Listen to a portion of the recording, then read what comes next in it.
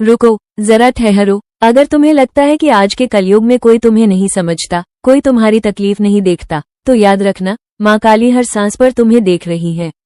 आज का समय ऐसा है जहाँ रिश्ते मतलब से बनते हैं, दोस्ती स्वार्थ से चलती है और सच बोलने वाला अकेला रह जाता है। ऐसे कलयुग में अगर कोई बिना शर्त तुम्हारे साथ खड़ा है तो वो है माँ काली। माँ काली केवल विनाश की देवी नहीं है, वो अन्याय का अंत और सत्य की रक्षा करने वाली माँ है।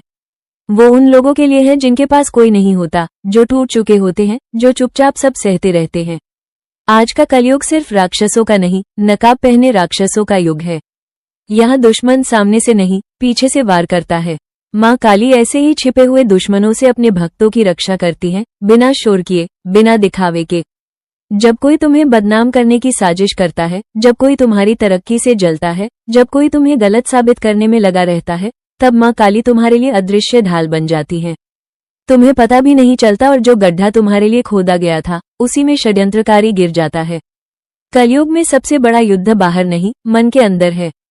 डर, तनाव, अकेलापन, विश्वासघात, ये सब आज के राक्षस हैं।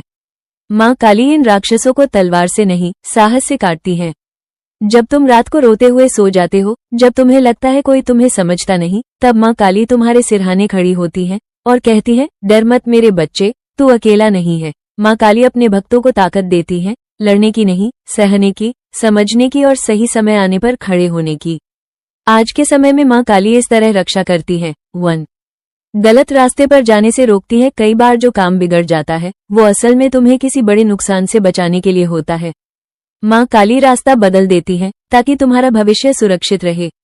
2. दुश्मनों को बेनकाब करती हैं। जो लोग मीठा बोलकर जहर देते हैं, माँ काली उनका असली चेहरा समय पर दिखा देती है।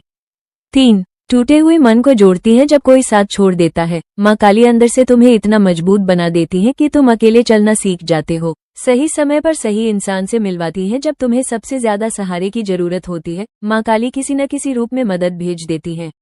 भक्त को याद रखना चाहिए, माँ काली आवाज से नहीं, कर्म से प्रसन्न होती है। सच्चाई, मेहनत और धैर्य, यही उनका असली भोग है। कलयुग में जो शांत रहकर सहता है, वही माँ काली का प्रिय होता है। जो बदला नहीं, भरोसा रखता है, वही उनका सच्चा भक्त होता है।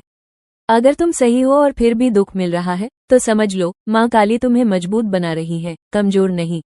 आज के समय में माँ काली ऐसे काम करती है कि दुनिया उससे किस्मत कहती है, लेकिन भक्त जानता है, ये माँ की लीला है। कभी अचानक बच जाना, कभी गलत फैसले से बच जाना, कभी बुरे इंसान का खुद दूर हो जाना, ये सब माँ काली की चुपचाप की गई रक्षा है।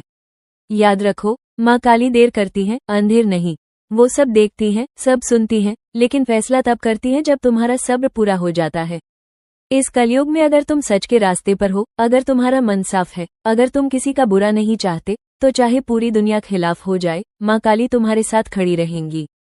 अंत में बस इतना याद रखना, जिसके सिर पर माँ काली का हाथ होता है, उसका कोई कुछ नहीं बिगाड़ सकता। दुनिया साजिश कर सकती है, लेकिन फैसला सिर्फ माँ करती है। तो डर छोड़ो, भरोसा रखो और दिल से बोलो, जय माँ काली।